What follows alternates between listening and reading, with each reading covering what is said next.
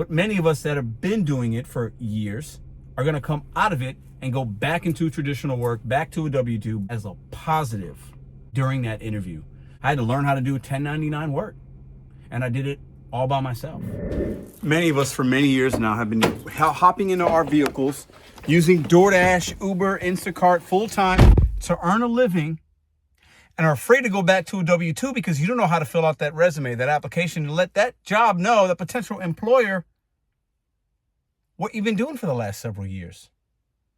You don't want to write down you've been doing DoorDash?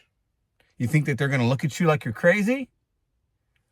I think you have a great opportunity, and this is what you can explain to that potential job interviewer, what you've been doing and how you're going to be a benefit to that company, going back into your field of what you did before this or a brand new field. This video is going to be for you. Many of us have started our vehicles maybe even before or after the pandemic, and we've been earning a living in the food delivery gig space. And a lot of us think people look down on us. We look like, why have you been doing this for several years now? Why didn't you go back to what you were doing before? Why are you doing this kind of work? You're a pizza delivery boy and you're going for this job now? I don't believe that's going to be true. I'm going to give you a couple things you can tell that interviewer why you're going to be good for their company, why you stayed in it. Because many of us might want to leave this work, but we don't have the confidence to write down we've been delivering pizzas because maybe you haven't been earning any other way. Welcome, Mr.BetonYou. This is a video I've been wanting to make for about a year now. I've had a couple of recent conversations with some people that are looking to get back into the working field, and they haven't worked a regular job, whatever that means to you, or a potential employer, in a year, 2 or 3. Or one guy was 5 years, a friend of mine.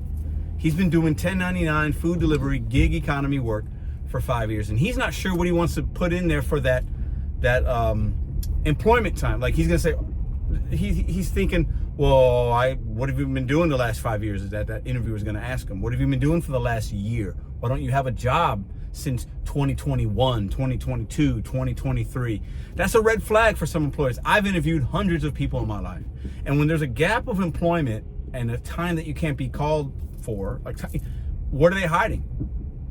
Why did you not work for that long? Are you lazy? Like, were you in prison? Like, some people as drivers don't feel comfortable putting in, I deliver for DoorDash, I work for Uber. Why not? What's the big deal? You were earning, you were working. Put it down.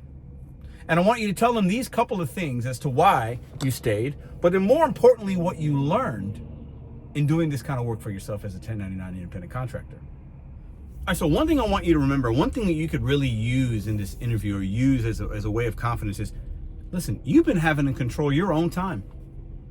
You've been having to self-motivate yourself, schedule yourself. You don't have anybody doing anything for you when it comes to scheduling or motivating you or giving you a deadline. You've been having to do it on your own, and you're still here, and you still provided, and you still earn money, and you did it on your own, not with the help of an app.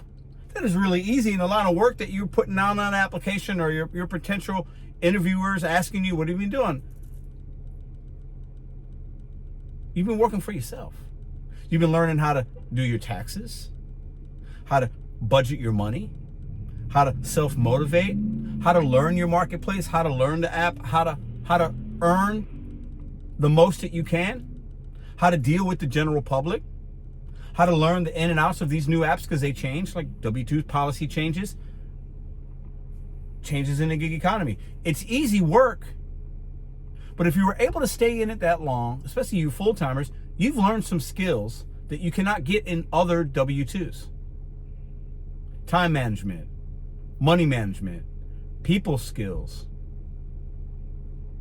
self-motivation. There are plenty of other jobs, real jobs, that you could put on a W-2 of the last couple of jobs you've had that won't show them that at all.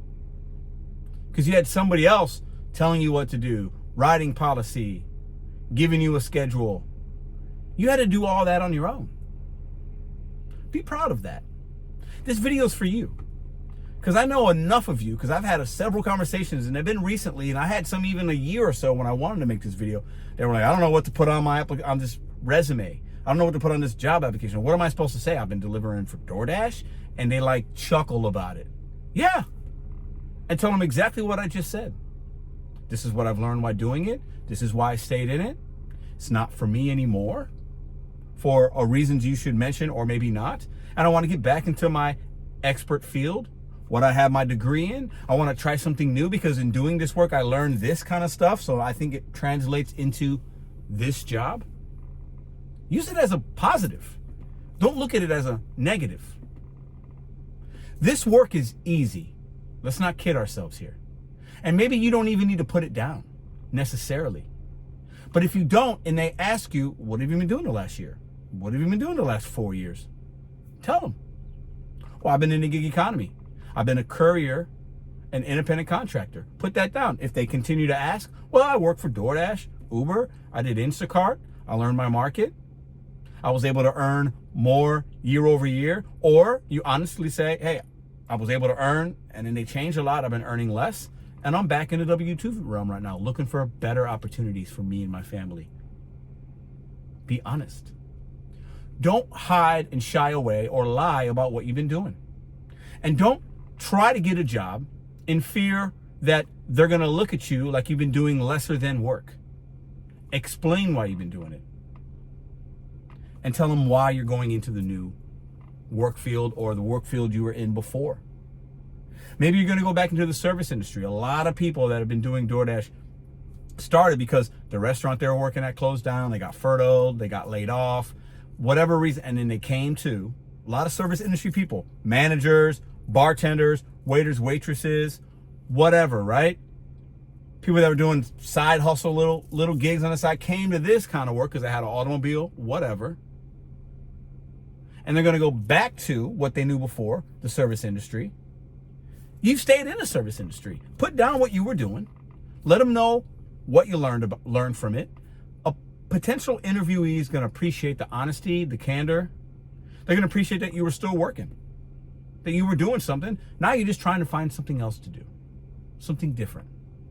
But I cannot stress enough talking about how you've had to self-motivate, do your own taxes, put money away, manage your time, and you still worked with the public. Serving people, learning new apps, onboarding yourself.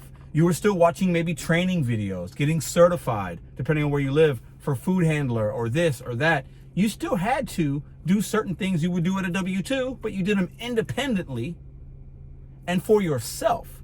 You didn't have an HR department. You had to figure out these things. You were all of these things at once if you took it serious. Because the gig economy is going to continue to grow, but many of us that have been doing it for years are going to come out of it and go back into traditional work, back to a W-2, back to the career that they had. But don't run away, don't shy away, don't forget to put that down and talk about it as a positive to that during that interview, during that Zoom interview, during that open table interview. They do open interviews in some companies. Talk about that. You're going to stand apart when you talk about, I had to self-motivate myself. I had to manage my time. I had to do my quarterly taxes, or maybe you did them every year. I had to put away money for that. I had to learn how to do 1099 work. And I did it all by myself. And now I'm stronger. I'm going to be a better employee because of it. You're going to stand, if you're sitting in a group of 10 people, you're going to stand out in a positive way as long as you talk about it in that kind of vein. What you don't want to do and go, oh, I was just doing DoorDash for 4 years. I was just doing Instacart for 3 years. And you talk about it like it was horrible. Talk about it and talk about what you learned about it. And maybe it got horrible at the end. And that's why you're sitting in front of that person that's interviewing you as a potential employee, because you saw, hey, it's not for me anymore, but I learned some things. I can implement some of my learning into your company. Boom. When I tell you I've interviewed hundreds, probably maybe 1,000 people in my life, that is the truth. I've interviewed people for all kinds of jobs. Every job in a restaurant business, whether it's from an assistant GM all the way down to a busboy or dishwasher. I've interviewed everybody for every kind of job. And what you're looking for, what I always look for was confidence. And what did they want to learn from the job? Not what was I going to get from them, but what was important to them and what do they want to get from the job. What do you want to get from that job that you didn't get from doing DoorDash and Uber and Instacart?